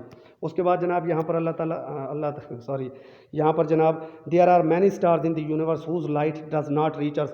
बहुत सारे सितारे ऐसे हैं जिनकी रोशनी हम तक पहुँच ही नहीं आ रही। They are invisible to us, हम उन्हें देख ही नहीं पाते, वो इतना दूर है हमसे, इतना दूर है हमसे, ठीक है जी। उसके बाद नेक्स्ट हमारे पास आ जाती है जी गैलेक्सीज़, कि जी गैलेक्सीज़ क्या हैं और ये कहाँ कहाँ मौजूद हैं जी। तो गैलेक्सीज़ की अगर हम बात करें, थोड़ा सा थक गया यार मैं। अच्छा जी, गैलेक्सीज़ की अगर हम बात करें तो जनाब गैलेक्सी जो है क्या है? गैलेक्सी सिर्फ सितारों से मिलकर नहीं बनती। गैलेक्सी जो है गैसेस और डस्ट का, अब देखें सबसे पहले तो आप ये देख लो ना, सितारा क्या है। सितारे की अगर आप बात करो तो सितारा किससे बना था? गैसेस और डस्ट से। यानी जो गर्दो गुबार है कायनात में और जो डस्ट है ना और जो गैसेस हैं उनसे मिलकर सितारे बने थे। लेकिन अगर आप गैलेक्सी की बात करें तो गैलेक्सी में चीज़ें कुछ मुख्तलिफ हैं। एक गैलेक्सी में बहुत सारे बिलियंस ऑफ स्टार्स होते हैं, ठीक है। उसके अलावा नेबुला होता है, इसके अंदर नेबुला क्या है वो भी बताएंगे आपको। गैसेस हैं, डस्ट हैं और प्लैनेट्स हैं। मतलब सितारे, सैयारे, डस्ट, गैसेस, ये सारी की सारी मिलकर क्या बनाती हैं? आपकी गैलेक्सी बनाती हैं। सारी की सारी सितारे, नेब्यूला, गैसेस, डस्ट, प्लैनेट्स, ये सारे के सारे क्या हैं? सारे के सारे एक गैलेक्सी का हिस्सा हैं। उसके बाद हमारी जो सोलर सिस्टम हमारा सोलर सिस्टम किस गैलेक्सी का हिस्सा है, ये भी आपको बता दें जी। Our solar system is the part of Milky Way galaxy. ये जो मिल्की वे गैलेक्सी नीचे आएगा, स्पाइरल गैलेक्सी है। हमारा जो पूरा सोलर सिस्टम है वो गैलेक्सी का हिस्सा है। अच्छा, अगर मैं आपसे पूछ लूँ कि सूरज बड़े है, गैलेक्सी बड़ी है, बच्चों वाला सवाल लगेगा ना भाई। गैलेक्सी के अंदर है हमारा पूरा सोलर सिस्टम, गैलेक्सी के अंदर है हमारा सूरज, गैलेक्सी के अंदर है हमारी ज़मीन, गैलेक्सी के अंदर है मार्स, गैलेक्सी के अंदर है यूरेनस, गैलेक्सी का हिस्सा है नेपच्यून, जुपिटर जो पुत्र सबसे बड़ा था वो भी गैलेक्सी के अंदर है। और इनके जितने भी चांद हैं वो सारे के सारे, ये सूरज सोलर सिस्टम आपका पूरा का पूरा गैलेक्सी का हिस्सा। लिहाजा आप कह सकते हैं galaxy is bigger than our solar system, our earth, our sun. ठीक है जी, देख लो फिर क्या है। उसके बाद जनाब गैलेक्सीज़ की टाइप्स हैं कि कौन कौन सी गैलेक्सीज़ हैं। सबसे पहले स्पाइरल गैलेक्सीज़ की बात कर लेते हैं। स्पाइरल गैलेक्सीज़ की आप बात करें तो देखें ये इस तरीके से बढ़ती हुई जाती हैं, जिस तरह एक आप शादी ब्याह में ये देखते हैं, इस तरह की कुछ इनकी शक्ल होती है, डिस्क लाइक इनकी शक्ल है, इनको स्पाइरल गैलेक्सी कहा जाता है। स्पाइरल गैलेक्सीज़ की अगर आप बात करें तो हमारी जो मिल्की वे गैलेक्सी है वो एक स्पाइरल गैलेक्सी है। ये बड़ा इंपॉर्टेंट क्वेश्चन है कि मिल्की वे गैलेक्सी कौन सी है जी? Spiral galaxy. और मिल्की वे के गैलेक्सी के अंदर तकरीबन 100 से 200 बिलियन सितारे मौजूद हैं। सूरज जैसे, सूरज एक सितारा है ना, सूरज जैसे 100 से 200 बिलियन सितारे मौजूद हैं। 100 से 200 बिलियन सितारे। मिल्की वे गैलेक्सी की अगर स्पीड की बात करें तो तकरीबन जो है 22 लाख किलोमीटर पर आवर की स्पीड है इसकी। 22 लाख किलोमीटर पर घंटा, यार 22 लाख, अंदाज़ा तो लगाएं, यानी स्पाइरल वे कितनी तेज़ी से घूम रही है। मिल्की वे जो है हमारी गैलेक्सी का नाम क्या है? मिल्की वे। अरे दूध की गैलेक्सी में रहते हो तुम लोग, कदर कर लो। अच्छा, उसके बाद नेक्स्ट जनाब वो कह रहा है कि जी हमारे जिस तरह सूरज के करीब, जो सबसे करीब सूरज के करीब जो नेक्स्ट सबसे सितारा था ना हमारे, वो क्या था? प्रॉक्सिमा स्टार था हमारे पास सबसे करीब। उसके बाद जिस गैलेक्सी का हम हिस्सा है वो कौन सी है? मिल्की वे गैलेक्सी है। कौन सी है वो? मिल्की वे। और मिल्की वे के नेक्स्ट जो गैलेक्सी जो करीब तरीन है वो आपकी एंड्रोमेडा है। कौन सी गैलेक्सी है जी? एंड्रोमेडा। एंड्रोमेडा इज़ अबाउट ये 22,50,000 लाइट ईयर दूर है आपके मिल्की वे से। It is our neighbouring galaxy. मतलब जो एंड्रोमेडा है, हम तो खुद तो हिस्सा मिल्की वे का हम हिस्सा, और फिर हमारी जो नेबर, हमारी जो पड़ोसी गैलेक्सी है वो एंड्रोमेडा है। और तकरीबन जो है हाँ जी 22,50,000 लाइट ईयर, यानी 22,50,000 साल लग जाएंगे सूरज की रोशनी को एंड्रोमेडा तक पहुँचते पहुँचते। सूरज की रोशनी को एंड्रोमेडा तक पहुँचते पहुँचते कितने साल लग जाएंगे? 22,50,000 साल। इतनी दूर है एंड्रोमेडा, और ये तो हमारे करीब तरीन है। अब आप देख लो जो दूर तरीन होंगी वो कितनी होंगी। ठीक है, अजान हो रही है, थोड़ा सा 1 मिनट का ब्रेक है बेटा।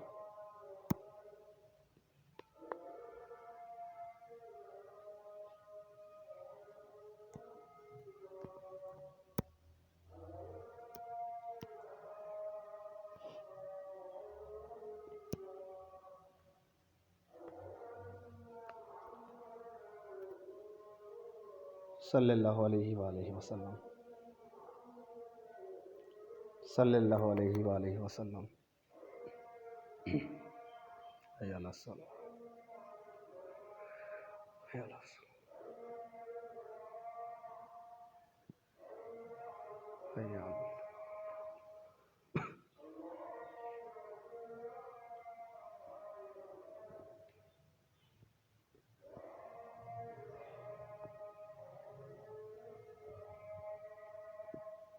चलें जी, वेलकम बैक। अज़ान हो तो उसका जवाब ज़रूर देना चाहिए, और जब हमारे प्यारे नबी हज़रत मोहम्मद सल्लल्लाहु अलैहि वसल्लम का नाम आए तो सल्लल्लाहु अलैहि वसल्लम उन पर दुरूद ज़रूर भेजना चाहिए, ऑफ कोर्स। ठीक है, अच्छा जी, स्पाइरल गैलेक्सीज़ हमने पढ़ ली।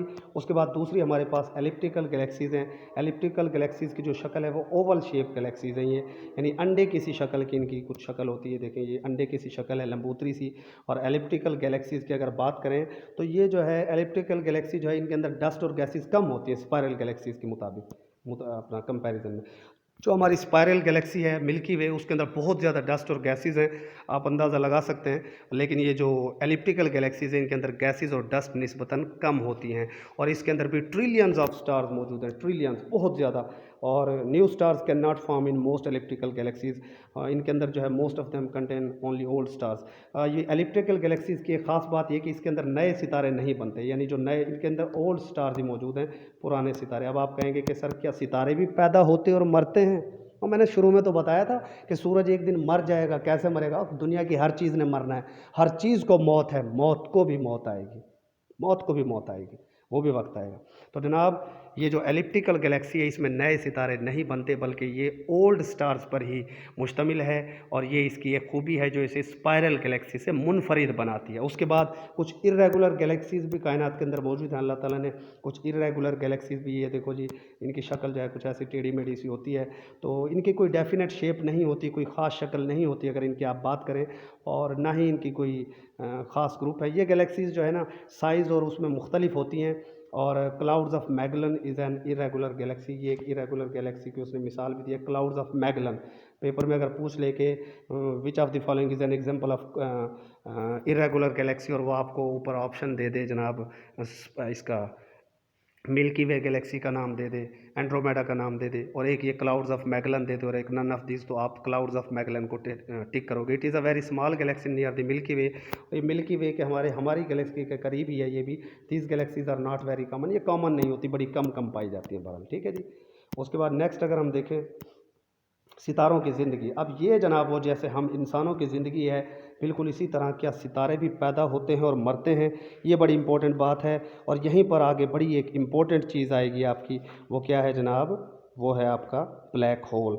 अच्छा, इससे पहले कॉन्स्टिलेशन के बारे में आपको थोड़ा सा बता देता हूँ, वो यहाँ से पेज मिस होगी। कॉन्स्टिलेशन, सितारों के जो झुरमट हैं उनको कॉन्स्टिलेशन कहा जाता है जी। सितारों के झुरमट को क्या कहा जाता है? कॉन्स्टिलेशन। ये भी पेपर्स में कई बार पूछा जा चुका है। उनके टाइप्स को आप फिर खुद से नेट से देख लीजिएगा।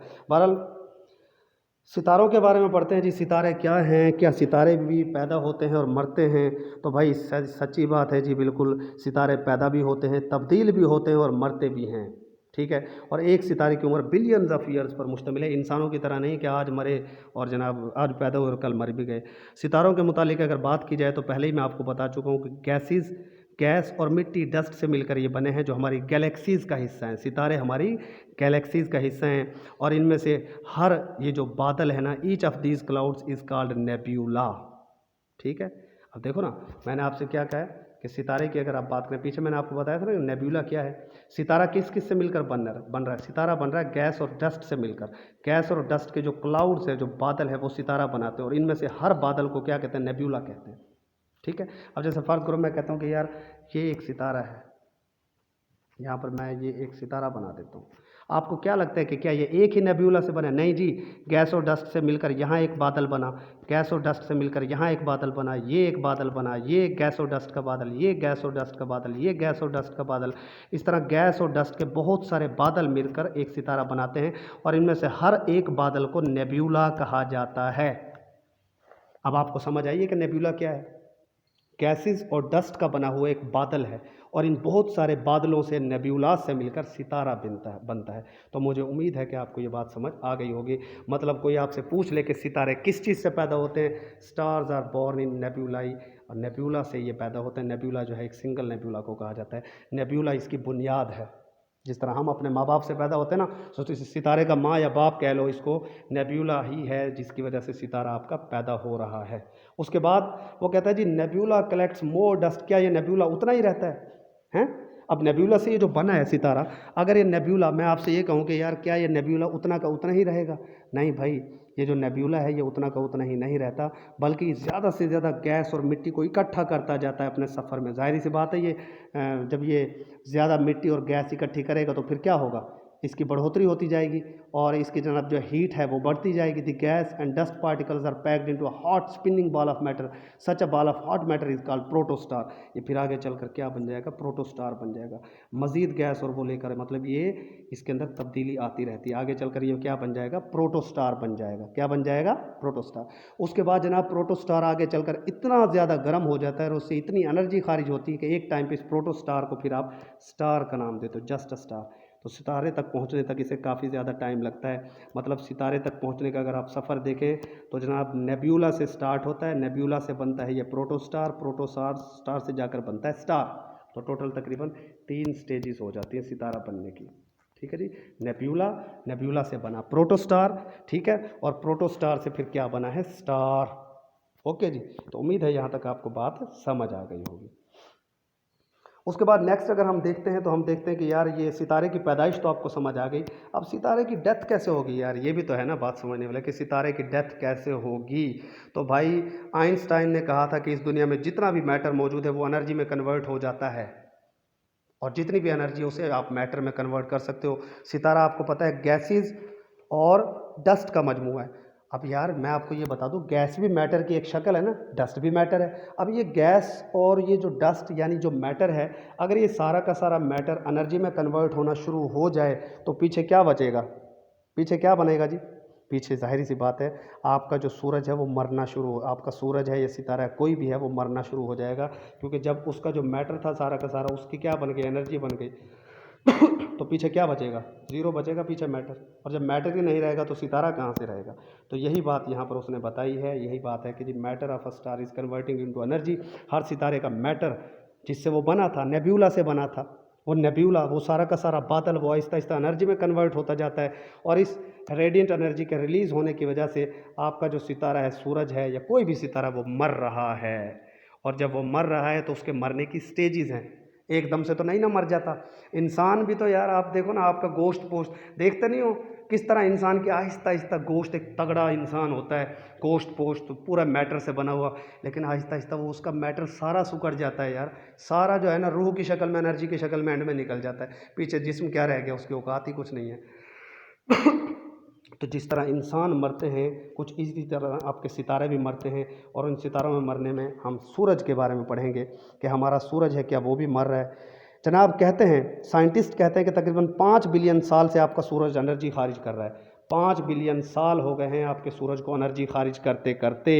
और जनाब वो कह रहा है कि अगले 5 बिलियन सालों में, अगले 5 बिलियन सालों में इसके जो हाइड्रोजन है वो सारी की सारी ख़त्म हो सकती है। मैं आपको पहले ही बता चुका हूँ कि सूरज के ऊपर जो हाइड्रोजन है वो किस में तब्दील हो रही है, हीलियम में तब्दील हो रही है। और साइंटिस्ट कह रहे हैं कि पिछले 5 बिलियन सालों से ये अमल हो रहा है, और साइंटिस्ट फिर कहते हैं कि तकरीबन आज से मज़ीद 5 बिलियन साल बाद सारी की सारी जो हाइड्रोजन है, आपको पता है इस वक्त हाइड्रोजन 75% है और हीलियम 25% है, लेकिन आज से 5 बिलियन साल बाद हाइड्रोजन ज़ीरो हो जाएगी और सारी की सारी क्या बन जाएगी, हीलियम बन जाएगी 100%। और जब ये 100% हीलियम बन जाएगी तो आपका जो सितारा सूरज है वो कोलैप्स होना शुरू हो जाएगा। मतलब सूरज की जो औकात है वो हाइड्रोजन की वजह से है, और जिस दिन ये हाइड्रोजन सारी की सारी हीलियम में तब्दील हो गई आपका सूरज कोलैप्स कर जाएगा, और इसका जो कोर है, सेंटर है, वो इतना डेंसर और हॉटर हो जाएगा कि सूरज जो है ना वो स्वेलिंग उसके अंदर महसूस होगी। It will become a red giant, इसको जो है सुर्ख सितारा कहा जाएगा, रेड जिएंट, रेड स्टेज, ठीक है जी, रेड इसको कहा जाएगा। The sun will be a red giant for only about 500 million years, और ये जो इसकी उम्र है तकरीबन ये 500 मिलियन सालों तक होगी, ठीक है जी। यानी जब हाइड्रोजन ख़त्म होगी, हीलियम में तब्दील होगी, तो ये रेड जिएंट की शक्ल इख्तियार करेगा और 500 मिलियन साल तक ये रेड जिएंट ही कहलवाएगा। उसके बाद आ जाती है डॉर्फ स्टेज। डॉर्फ का मतलब क्या है, डॉर्फ का मतलब होता है छोटी चीज़, टाइनी चीज़ को कहते हैं, यानी छोटा, ठीक है, डॉर्फ स्टेज।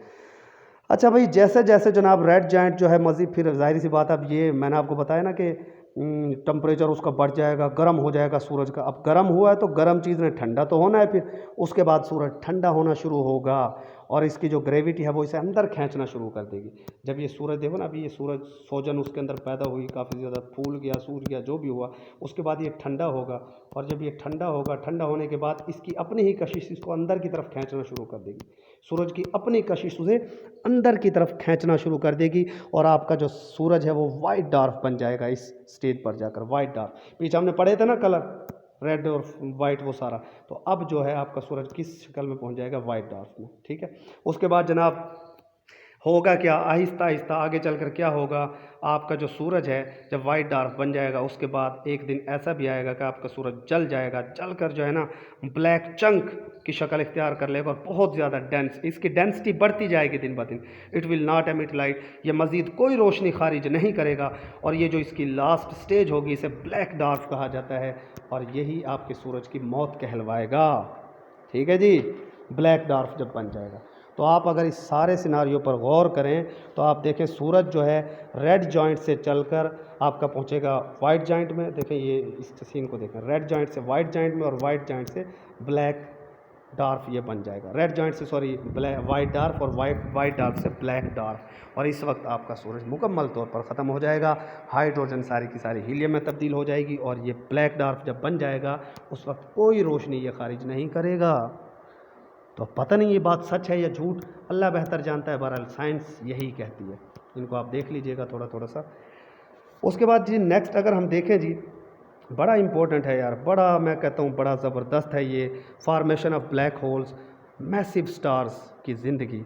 आप देखें पीछे हमने पढ़ा है सूरज के बारे में। सूरज क्या था, मैंने आपको स्टार्ट में बताया था, अगर आपको याद हो, सूरज आपका मीडियम साइज़ का सितारा है, मीडियम सितारा है सूरज, मीडियम।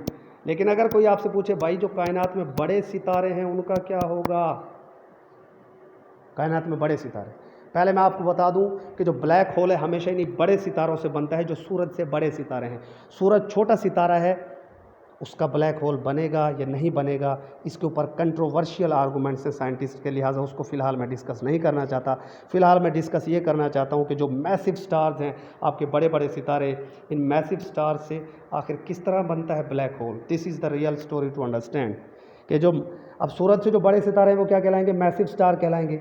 और ये आपको बता दूं, जो कहते हैं ना, ओए पतला ज़्यादा जींदे मोटा तगड़ा ज़्यादा हो ना मर वेंदे जल्दी, सराय के चाहते मोटा जड़ा है ना वो मर जाते ने जल्दी, मोटे मर जाते ने, पतले तर जाते ने।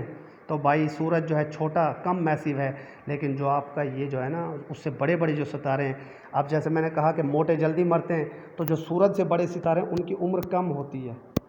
सूरज से बड़े सितारों की उम्र कम होती है अपने लो मैस वाले सितारों की निस्बत। अब जाहिर सी बात है उनका भी सारा का सारा वही अमल है, चाहे वो बड़ा है या छोटा, काम वही हो रहा है। हाइड्रोजन किस में तब्दील हो रही है, हीलियम में। हाइड्रोजन किस में तब्दील हो रही है, हीलियम में। लेकिन यहाँ पर जो हाइड्रोजन हीलियम में तब्दील हो रही है बड़ी तेज़ी से, बड़ी स्पीड के साथ, स्पीड बहुत ज़्यादा है, बहुत तेज़ी से हो रही है। मतलब हाइड्रोजन को ख़त्म होने में कम टाइम लगेगा सूरज की निस्बत, 50 से 100 मिलियन साल के अंदर अंदर, सिर्फ और सिर्फ 50 से 100 मिलियन साल लगते हैं। 50 से 100 मिलियन साल हमारे हिसाब से तो बहुत ज़्यादा है, कायनात के हिसाब से ये साल कम है। 50 से 100 मिलियन साल के अंदर अंदर ये जो आपका बड़ा सितारा है, आपका जो बिग स्टार है, बड़ा सितारा है, 50 से 100 मिलियन साल के अंदर अंदर इसकी सारी हाइड्रोजन ख़त्म हो जाती है। ठीक है जी। अब जब सारी की सारी हाइड्रोजन ख़त्म हो गई तो ये एक मैसिव स्टार जो है इस टाइम पर क्या होगा, कोर इसकी भी कोलैप्स करना शुरू हो जाएगी, इसकी जो दरमियानी कोर है। और ये जो सितारा है 1000 गुना अपने साइज से ज़्यादा बड़ा हो जाता है। जाहिर सी बात है कोलैप्स करेगा, स्वेल करेगा, ये भी जैसे सूरज ने स्वेल किया था। और इस वक्त इसको सुपर जिएंट कहा जाता है, सुपर जिएंट। ठीक है, मतलब अपने साइज से 1000 गुना ज़्यादा हो जाएगा। यार समझो तो सही, ये जो बड़ा सितारा था अब नई जो शक्ल बनेगी 1000 गुना ज़्यादा बड़ा, 1000 गुना ज़्यादा बड़ा, इसको सुपर जिएंट स्टार कहा जाएगा। फिर सुपर जिएंट स्टार। अच्छा जी, सुपर जिएंट स्टार बन गया। अच्छा मैं इसको ना ज़रा मिटा देता हूँ क्योंकि मैंने आपको आगे भी पढ़ाना है। सुपर जिएंट स्टार जब हो गया,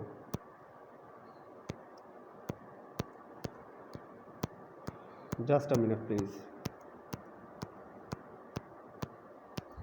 ये जी हमारा रिमूवर चल रहा है इस वक्त। सुपर जिएंट स्टार तक हम पहुंच गए हैं, मैसिव स्टार से हम कहाँ पहुंच गए हैं, सुपर जिएंट स्टार पर। अच्छा जी, जब सुपर जिएंट स्टार बन गया तो उसके बाद क्या होगा जनाब, सुपर जिएंट स्टार की डेंसिटी इतनी ज़्यादा हो जाती है कि ये किसी प्रेशर को भी जो बाहर की तरफ से आ रहा हो उस प्रेशर को भी बर्दाश्त नहीं कर पाता, और जो इसके बाहर वाली लेयर्स हैं वो भी अंदर की तरफ मुड़ना शुरू हो जाती हैं, यानी कि एक्सप्लोजन, कड़क कड़क खड़खड़ की आवाज़ें और ज़्यादा बढ़ती हैं और ये एक सुपर नोवा की शक्ल इख्तियार कर लेता है। मतलब पहले क्या था, सुपर जिएंट था, पहले क्या था, पहले तो मैसिव था ना, उसका क्या बना, सुपर जिएंट बना। क्या बना, सुपर जिएंट। और फिर सुपर जिएंट का क्या बना, सुपर नोवा। तो अगली स्टेज कौन सी होगी, सुपर नोवा।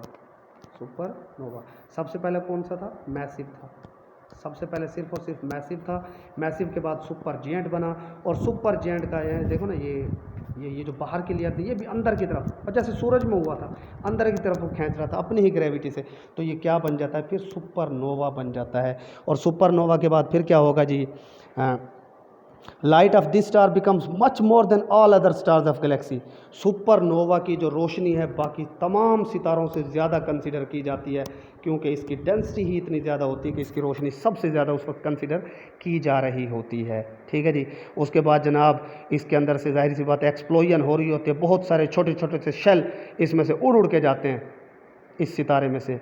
सिर्फ जो है इसके अंदर जो है ना फिर छोटा सा एक टाइनी कोर रह जाता है। अब ये जो सुपरनोवा था ना, इसके अंदर से उड़ उड़ के धमाकों की वजह से सारे टुकड़े इसके बाहर चले गए, ऐसे बाहर, पहले अंदर की तरफ फिर बाहर। जब सारे के सारे बाहर निकल गए तो अंदर सिर्फ एक छोटी सी कोर रह जाती है, अंदर सिर्फ एक कोर रह जाती है। अब इस सारी की सारी कोर के अंदर इसका सारा का सारा वज़न है इसी कोर के अंदर। देखो ना, अगर मैं आपसे कहूँ कि यार आपके पास एक बहुत बड़ी रुई का गठरी है, बहुत बड़ी रुई, उसका साइज़ बड़ा हो सकता है, ज़रूरी नहीं उसकी डेंसिटी ज़्यादा हो। उसी रुई को कंप्रेस करते जाओ, अंदर की तरफ दबाते जाओ। रुई जो पहले बहुत बड़ी थी उसको अंदर की तरफ दबाते जाओ तो छोटा सा टुकड़ा भी जो बनेगा ना, छोटी सी डली, उसका वज़न भी उतना ही होगा जितना उस बड़ी का था। ठीक है, फैली हुई रुई में डेंसिटी कम होती है, जितना उसको दबाओगे उसकी डेंसिटी उतनी ज़्यादा होती जाएगी, लेकिन अगर मिकदार उतनी रखो तो फिर फ़र्क नहीं पड़ता। अच्छा, बहरहाल ये अलहदा से टॉपिक्स हैं। उसके बाद क्या रह गया जी, सुपरनोवा की सिर्फ और सिर्फ एक कोर रह जाती है, और ये कोर की अगर बात करें तो इसके अंदर सिर्फ और सिर्फ न्यूट्रॉन्स होते हैं। सिर्फ और सिर्फ इस कोर के अंदर क्या चीज़ मौजूद होती है, न्यूट्रॉन। क्या मौजूद होते हैं इस कोर के अंदर, न्यूट्रॉन्स मौजूद होते हैं, इसीलिए इसको फिर न्यूट्रॉन स्टार का नाम दिया जाता है। ठीक है जी। सुपरनोवा के बाद नेक्स्ट स्टेज क्या आ गई है, न्यूट्रॉन स्टार, और इसकी डेंसिटी बहुत ही ज़्यादा बढ़ चुकी है। इस वक्त डेंसिटी बढ़ रही है, ध्यान में रखें। कभी कभी तो ऐसा भी होता है कि सुपरनोवा के एक्सप्लोजन के बाद जो मैसिव स्टार है ये ब्लैक होल बन जाता है, और यही जो सुपरनोवा है इसी से क्या बनता है फिर ब्लैक होल। ब्लैक होल की डेंसिटी इतनी ज़्यादा है, इतनी ज़्यादा डेंसिटी है कि कोई भी चीज़ इसकी डेंसिटी की वजह से इसकी जो ग्रेविटी है वो भी कशिश बहुत ज़्यादा हो जाती है। जितनी ज़्यादा कोई चीज़ डेंस हो ना, उतनी ही ज़्यादा उसकी ग्रेविटी होती है, और इसकी ग्रेविटी तो इतनी ज़्यादा होती है कि फिर इससे कोई भी चीज़ बाहर नहीं निकल सकती। इवन जो लाइट है वो भी इससे बाहर नहीं निकल पाती। देख लें जी, यहाँ पर ये देखें ब्लैक होल के बारे में, यहाँ पर ये आखिरी paragraph. Black hole is so dense that nothing can escape from it due to its very strong gravity. PPSC में पूछा जा चुका है, बहुत बार पूछा जा चुका है कि ब्लैक होल की कौन सी चीज़ सबसे ज़्यादा होती है। एक तो डेंसिटी बहुत ज़्यादा है, दूसरा ग्रेविटी, और डेंसिटी और ग्रेविटी ज़्यादा होने की वजह से इवन लाइट भी इसके अंदर से नहीं निकल सकती, बड़ी बड़ी चीज़ों को ये खा जाता है। अब ये क्या है, बड़ी पुरस्कार सी बातें हैं, इसकी तो डिटेल बहुत ज़्यादा है, बहरहाल आपके लिए इतना ही जानना काफ़ी है कि ब्लैक होल्स किस तरह बनते हैं। तो आपको मैं बता चुका हूँ कि ब्लैक होल्स हमेशा सूरज से बड़े सितारों से बनते हैं। लुबे आप बता रहा हूँ, सूरज से जो बड़े सितारे हैं उनके अंदर हाइड्रोजन जो है वो बड़ी तेज़ी से हीलियम में कन्वर्ट हो रही है। सिर्फ 50 से 100 मिलियन साल लगते हैं, और वो 1000 गुना ज़्यादा जो है उनका ओरिजिनल साइज़ उनका बढ़ जाता है, क्योंकि उनके अंदर एक्सप्लोजन होती है, कोलैप्स होता है, और एक्सप्लोजन भी होती है, मैसिव वहाँ पर एक्सप्लोजन होते हैं, और सुपर जायंट बन जाता है ये सितारा। और सुपर जायंट बनने के बाद इसके अंदर मज़ीद क्रैशिंग होती है, अंदर की तरफ इसकी लेयर्स खिंचना शुरू हो जाती हैं, फिर इसको, और इसके अंदर बड़े बड़े और भी धमाके होते हैं, फिर ये सुपरनोवा बन जाता है। सुपरनोवा बनने के बाद इसमें मज़ीद धमाके होते हैं, और उड़ उड़ के इसके हिस्से दूर जा पड़ते हैं, और सिर्फ एक दरमियाना छोटा सा हिस्सा बच जाता है जिसकी डेंसिटी बहुत ज़्यादा होती है, और इसके अंदर सिर्फ और सिर्फ न्यूट्रॉन्स होते हैं, जिसे न्यूट्रॉन स्टार कहा जाता है। क्या कहा जाता है जी, न्यूट्रॉन स्टार। और सुपरनोवा बाज़ औक़ात फिर ब्लैक होल बन जाते हैं, और ब्लैक होल की तो डेंसिटी और जनाब ग्रेविटी इतनी ज़्यादा है कि इवन लाइट भी इससे नहीं निकल पाती, तो बाकी कौन निकलेगा जी। उसके बाद जनाब अगर आप इन सितारों को देखना चाहते हैं तो आपको ज़रूरत होगी एक टेलीस्कोप की। किसकी ज़रूरत होगी जी, एक टेलीस्कोप की। कई बार पेपर में पूछा गया है। ऑब्जेक्ट, फ़र्ज़ करें आप एक सितारे को देख रहे हैं तो सितारा आपका ऑब्जेक्ट है। सितारा क्या है, आपका ऑब्जेक्ट होगा। जिस चीज़ को आप देखते हैं वो आपका ऑब्जेक्ट है, और आँख के करीब जो आँख, अब यहाँ पर आप आँख रखोगे, ये आपका आई पीस होगा। यहाँ से आप ऑब्जेक्ट को देखोगे तो ये आपका ऑब्जेक्टिव लेंस होगा। यानी इसके अंदर दो लेंस होते हैं, एक ऑब्जेक्टिव लेंस और एक आई पीस। टेलीस्कोप के अंदर कितने लेंस होते हैं जी, दो लेंस होते हैं, एक को आई पीस कहते हैं और एक को ऑब्जेक्ट कहते हैं। यहाँ से आप देखो ना, यहाँ इस जगह से आप सूरज को देख रहे हो, फर्ज करो, तो ये ऑब्जेक्ट के करीब है तो ये ऑब्जेक्टिव लेंस है, और यहाँ से आपने आँख रखी हुई तो इसको कहोगे आप आई पीस। तो टोटल दो लेंसेज होते हैं इसके अंदर। ठीक है जी। उसके बाद यार सूरज और सितारे हमें नज़र नहीं आते कई बार, उसकी वजह क्या है? लाइट पोल्यूशन है। Now what is light pollution? ये एक इंटरव्यूज़ में आपसे क्वेश्चन पूछा जा सकता है, लाइट पोल्यूशन क्या है? ये जो हमने इतनी सारी गैर ज़रूरी हम लाइटें जलाते हैं, कराची जनाब रोशनियों का शहर है, स्ट्रीट लाइट्स हैं, हर बंदे ने लाइटें जला रखी है, हर बंदा अपने घर के गिर्द पे गैर ज़रूरी लाइटें जलाता है। उस ये रोशनी इतनी ज़्यादा बढ़ चुकी है, आर्टिफिशियल लाइट, कि सितारों की जो नेचुरल लाइट है वो आपको नज़र ही नहीं आती, और सितारे सितारे जो है गायब नज़र आते हैं आसमान से। सितारों की तादाद कम महसूस हो रही है, कम महसूस हो रही है दिन ब दिन। उसकी वजह क्या है? Light pollution. ये जो बहुत ज़्यादा लाइटें इस्तेमाल होती है, इनकी लाइट को लाइट पोल्यूशन कहा जाता है, जिसकी वजह से आप सितारों को ठीक से देख नहीं पाते। ठीक है भाई। उसके बाद जनाब आगे सूरज को देखने के लिए सेफ्टी टिप्स भी हैं, डायरेक्ट उसको नहीं देखना चाहिए वरना नुकसान हो सकता है। ठीक है। बाकी MCQs और ये जो फिल इन द ब्लैंक्स हैं, ये आप लोग इसके आंसर्स देंगे डिस्कशन फोरम पर। उम्मीद है आपको मज़ा आया होगा आज के लेक्चर में, और मुझे बहरहाल काफ़ी थोड़ी सी थकावट तो हो गई है यार, जाहिर है बड़ा लंबा लेक्चर था आज का, लेकिन ये बड़ा सूदमंद आपके लिए साबित होने वाला है, क्योंकि अक्सर पूछ लिया जाता है इंटरव्यूज़ में भी कि ब्लैक होल क्या है, सुपरनोवा क्या है, कैसे बनता है, क्या सूरज की भी कभी मौत होगी, क्या सितारे भी पैदा होते हैं? तो आपको आज पता चल गया, गैलेक्सी बड़ी है या आपका सूरज का बड़ा है। सूरज से ज़मीन तक रोशनी को पहुंचने में सिर्फ 8 मिनट लगते हैं, और सूरज के करीब तरीन जो आपका सितारा है प्रॉक्सिमा, वो कितना दूर है कि उस तक पहुंचने, उसकी रोशनी को पहुंचने में हम तक कितने साल लगते हैं? 4.2 लाइट ईयर्स उसमें लग जाते हैं। तो ये बड़ी कारआमद मालूमात हैं, अगर आप इनको समझें तो। मुझे उम्मीद है कि आपको बातें समझ आ गई होंगी। नेक्स्ट लेक्चर तक के लिए अल्लाह हाफिज़, स्टे ब्लेस्ड।